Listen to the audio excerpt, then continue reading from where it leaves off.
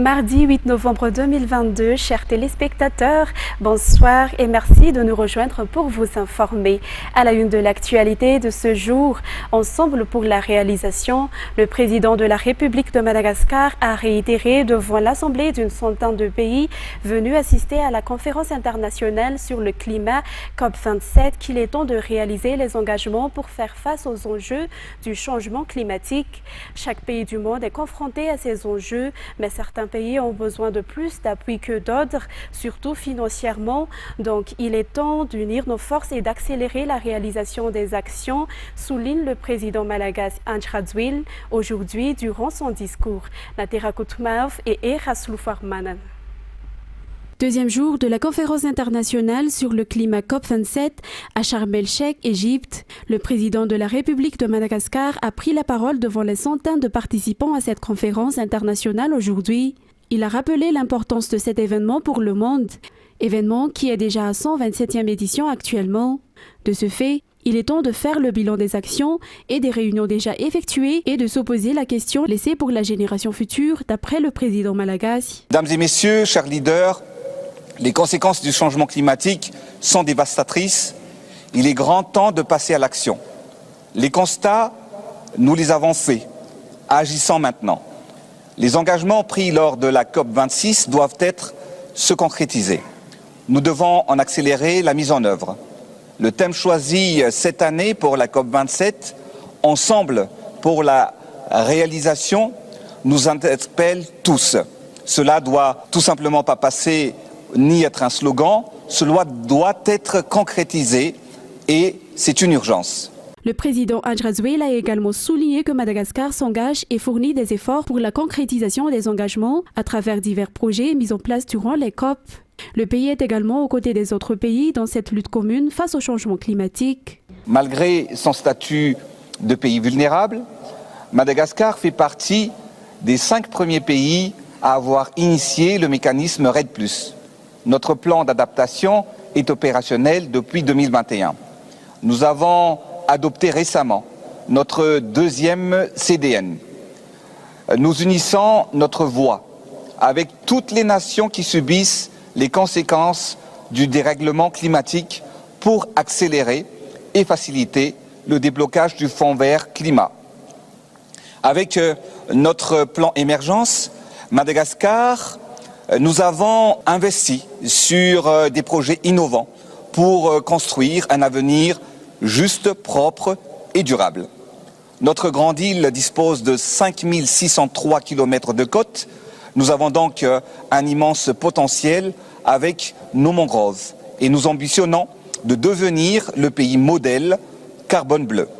Nous n'avons pas le droit à l'échec. Ensemble, engageons en faveur du développement durable pour une meilleure humanité. Mesdames et messieurs, je dis ici, Utaina de Mantrane, ni Tutulienatsik. Ensemble pour la réalisation, tel est le thème de cette COP27 2022 à Sharm el-Sheikh, Égypte. Continuons toujours dans ce sujet. En marge de la conférence internationale sur le changement climatique COP27, une conférence a été tenue concernant l'accélération de l'adaptation du changement climatique sur le continent africain. Aujourd'hui, le président de la République a porté la parole de Madagascar sur les conséquences du changement climatique durant cette conférence et appelle à la solidarité des leaders mondiaux dans la mobilisation des financements et de doubler les efforts pour faire preuve de solidarité au changement climatique, surtout pour les pays africains qui sont parmi les plus touchés. Le président Andrzej a également rappelé les projets de Madagascar sur l'adaptation au changement climatique déjà initiés. Toujours avec Natera Koutmaov et Eraslu Farmanan.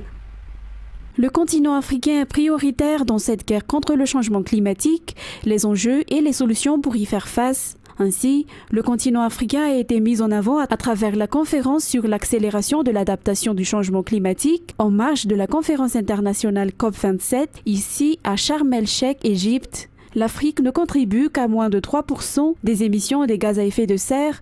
Pourtant, le continent est le premier à être victime des conséquences du changement climatique. De ce fait, les grandes puissances mondiales, les leaders mondiaux, ont la responsabilité d'atténuer les dégâts et d'appuyer les pays africains à faire face aux conséquences du changement climatique qui est actuellement irrémédiable.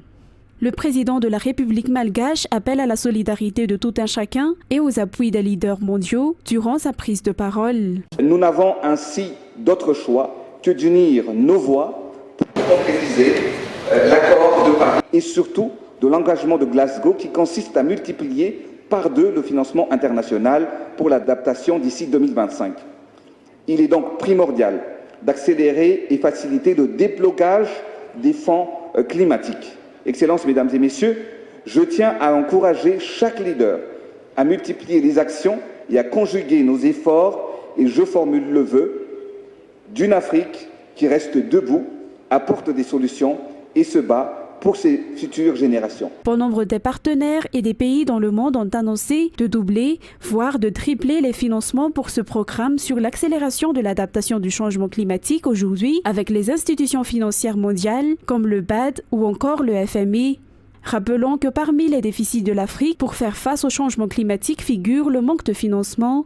Pour Madagascar en particulier, des projets ont été déjà initiés pour cette adaptation au changement climatique qui ont été mentionnés par le président Andry Rajoelina durant sa prise de parole. En ce qui concerne mon pays, avec le plan Émergence Madagascar, nous avons investi sur des projets innovants pour se construire un avenir juste, propre et durable.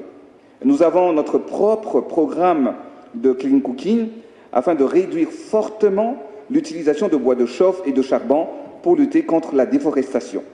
Avec la crise internationale causant des problèmes énergétiques importants, nous projetons de doubler notre capacité de production énergétique en hydroélectrique, mais aussi des parcs solaires. Mais également de mettre en place un grand programme de vulgarisation des kits solaires. 85% des foyers malagasy utilisent encore du pétrole pour éclairer leurs maisons. Dans le sud du pays, qui a longuement souffert de la famine, où la pluviométrie se fait de plus en plus rare, les plus grands travaux de la construction d'un pipeline vont commencer sur 97 km pour alimenter en eau une grande partie de cette région, une infrastructure d'adaptation avec des équipements dotés de systèmes solaires autonomes. Belgique, Pays-Bas, France, ce sont les pays qui ont déjà annoncé leur engagement à doubler leurs appuis financiers. Actuellement, ce programme d'accélération à l'adaptation au changement climatique en Afrique a pu mobiliser jusqu'à 3 milliards de dollars de financement.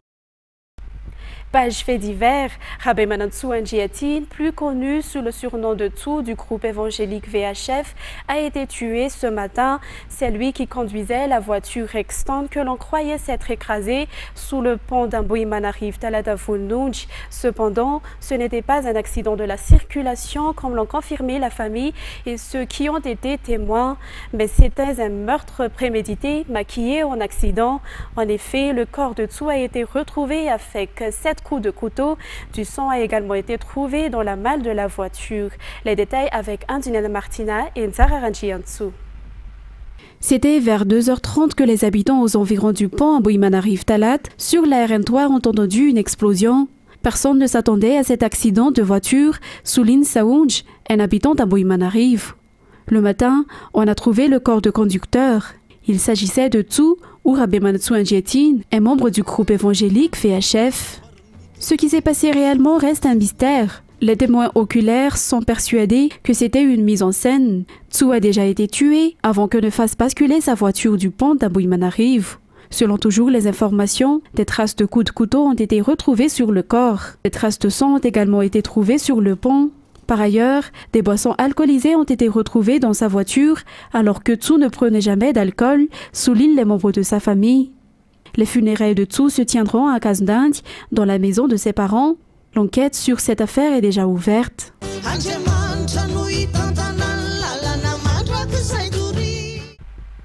Dans un autre sujet, chaque citoyen peut demander d'avoir une rue ou une avenue à son nom, mais l'accord devrait passer par le conseil municipal, explique le maire d'Andjanaouchitos ce jour lors de l'inauguration de la plaque portant le nom des membres d'une famille de bienfaiteurs du Fouktan Ambanialaïtos. Ruth Christelle Rakout-Malal et Yves Chanel nous en disent plus. Le nom d'une rue ou d'une avenue n'est pas forcément attribué à des personnes célèbres.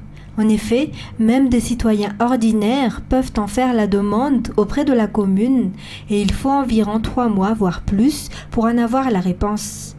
La demande se fait gratuitement, souligne le maire d'Anjanao Chaito, Sira Samson Azanirin, et c'est au conseil municipal de décider.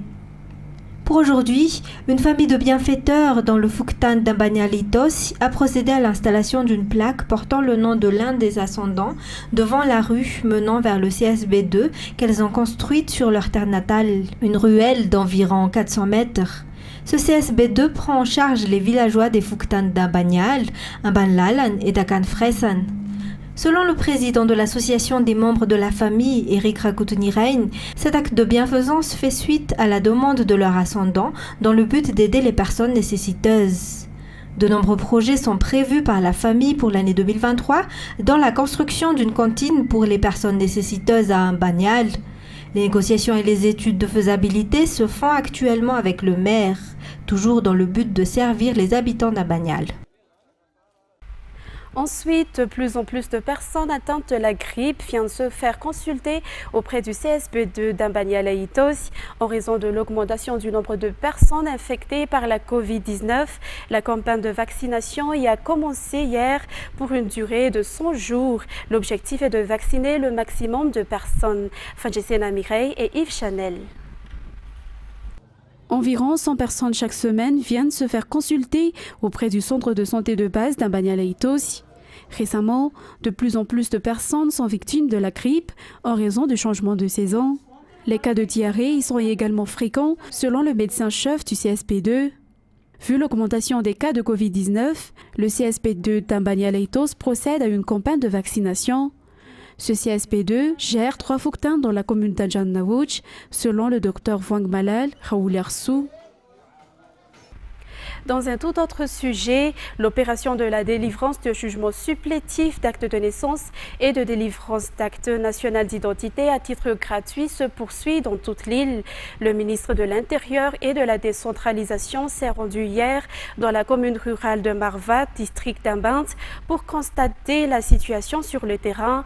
Le ministre Toukil Justin a confirmé lors de cette visite à Ambint que tous les matériels et logistiques pour l'accomplissement de cette opération de jugement supplétifs sont déjà arrivés au niveau de 119 districts. Les détails avec Mervoulet Sferen.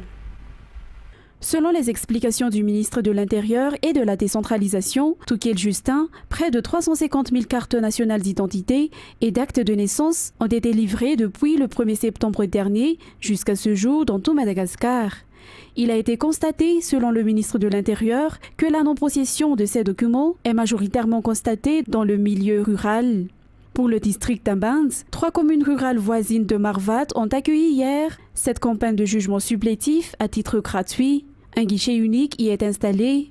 Les agents et techniciens de délivrance d'actes de naissance et de cartes nationales d'identité consacrent une journée entière et parfois jusque tard dans la nuit pour que chaque citoyen, dont la plupart viennent de loin, puisse avoir leurs documents, selon Raarsu Anjiamboulayer, chef du district d'Ambint.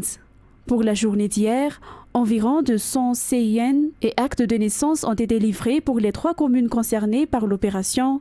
Par ailleurs, le ministre de l'Intérieur a saisi ce passage à Ambint pour tenir une réunion avec les maires et les chefs d'arrondissement administratifs au sein du district. Une réunion avec les maires et chefs d'arrondissement dans le dit district a également permis à ce membre de gouvernement d'effectuer des échanges en vue de mener à bien les missions confiées à tout un chacun. Concernant l'insécurité, le commissariat de police d'Analakil reçoit environ 4 à 5 plaintes par jour concernant des vols à la tire et de pickpocket durant ces 2 derniers mois selon les explications. Ainsi, pour lutter contre cette insécurité, des nouvelles stratégies sont mises en œuvre, notamment dans les zones rouges de cet arrondissement, Felanarakutuar Soul et Asnarafan Zanahari. Les policiers du commissariat d'Analakil ont arrêté 4 malfaiteurs au cours de ces 3 dernières semaines. Ces derniers ont été arrêtés suite à la mise en œuvre des nouvelles stratégies qui s'inscrivent dans le cadre du renforcement de la lutte contre l'insécurité et pour la protection de la population et de leurs biens, explique Ted Steven Rajiamparn, commissaire de police. Des mesures particulières ont été également prises pour Analakil et ses environs, notamment durant la nuit, afin de réduire cette insécurité selon toujours les explications. Ainsi, la police lance un appel pour le partage des informations à temps sur les cas d'insécurité afin de prévenir les incidents qui peuvent se produire. Concernant les actualités sportives, après le tirage au sort, l'équipe du Paris Saint-Germain est fixée sur le nom de son adversaire pour la 8e du finale. Il s'agit de Bayern de Munich. Et parmi les autres affiches, la confrontation entre Liverpool et Real Madrid est également très alléchante, même si les 6 autres matchs de cette 8e de finale ne devraient pas être sous-estimés. Ces matchs auront lieu au mois de février et mars 2023. Anzara Razonarville. Alors que la phase de poule vient tout juste de prendre fin, place au tirage au sort des 8e de finale de la Ligue des Champions ce lundi 7 novembre. Des 8e de finale qui auront lieu les 14 et 15, 21 et 22 février pour les matchs allés et le 7 et 8, 14 et 15 mars 2023 pour les matchs retour. Une rencontre entre les deux équipes qui s'étaient affrontées en finale en mai dernier reviendra lors de ces 8e de finale, à savoir le match entre le Real Madrid et le Liverpool. Pour rappel, durant cette finale, le Real Madrid a battu Liverpool sur le score de 1-0. Mais le plus attendu reste la confrontation entre le Paris Saint-Germain et le Bayern de Munich. Lors du prochain tour, le club phare de la Ligue française défiera le Bayern de Munich. Le match aller entre ces deux clubs aura lieu le 14 février 2023 au Parc des Princes et le match retour le 8 mars à l'Allianz Arena. Et pour les autres rencontres, Manchester City a été épargné avec le RB Leipzig, tandis que le AC Milan et l'Inter défieront respectivement Tottenham et Porto. Chelsea, pour sa part, devra écarter Dortmund pour voir les quarts de finale. Concernant les actualités internationales, la 27e conférence des Nations Unies sur le climat s'est ouverte ce dimanche à Sharm el-Sheikh en Égypte. L'Afrique, qui n'émet que 4% des gaz à effet de serre, subit de plein fouet les conséquences de la hausse des températures. Le COP27 sera-t-elle enfin celle des promesses tenues? Il ne s'agit pas que de prendre des engagements ou les renforcer, mais de les respecter. C'est ce qu'attendent les pays africains qui subissent de plein fouet les effets du réchauffement climatique. France 24. La Terre se réchauffe et plusieurs pays ont payé cette année un lourd tribut. En Somalie et au Kenya, sécheresse et famine. 1,5 million d'enfants confrontés à la malnutrition. À Madagascar, cyclone dévastateur, des villages rayés de la carte, des populations déplacées. Au Pakistan, les inondations ont fait plus de 1600 morts, montant estimé des dégâts 30 milliards d'euros. Face à cette facture, les pays les plus pauvres réclament l'aide des plus riches, une solidarité exigée par le secrétaire général de l'ONU. L'humanité a un choix, coopérer ou périr. C'est soit un pacte de solidarité climatique, soit un pacte de suicide collectif. Au cœur des discussions, un fonds de soutien financé par les pays développés. Emmanuel Macron appelle les États-Unis et la Chine à payer leur part. En jeu, des milliards d'euros pour réparer les dégâts et reconstruire. Une enveloppe demandée par la délégation de Mauritanie. On attend plus des pays qui sont traditionnellement et historiquement pollueurs pour contribuer encore plus que les gens qui n'ont jamais pollué.